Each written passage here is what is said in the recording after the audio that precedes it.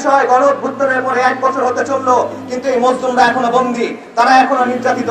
অথচ বড় বড় দলের বড় বড় নেতারা তারা বের হয়ে যাচ্ছেন।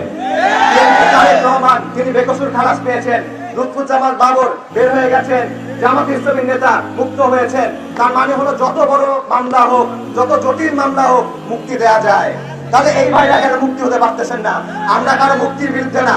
যদি কেউ জুলুমের শিকার হন, তাহলে তাদের ন্যায় বিচার পাওয়ার হক আছে। আমরা এই রাষ্ট্র ব্যবস্থার কাছে কোনো প্রার্থনা নিয়ে আসি নাই, তাদের কাছে কোনো ভিক্ষা নিয়ে আসি নাই।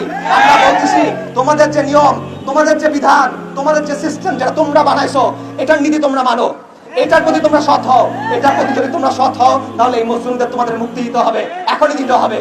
কোনো ডাবল স্ট্যান্ডার্ড এখানে চলবে না। ন্যায় বিচার যদি থাকে তাহলে সবার জন্য, আইন যদি থাকে তাহলে সবার জন্য। ক্ষমতাবানদের জন্য এক আইন, দুর্বলদের জন্য আরেক আইন। ক্ষমতাবানদের জন্য এক বিচার, দুর্বলদের জন্য এক বিচার। এরকম কোনো ডাবল স্ট্যান্ডার্ড চলবে না। আমরা ইনসাফ চাই, আমরা এখনই চাই। আমরা মজলুমদের মুক্তি চাই, অবিলম্বে চাই।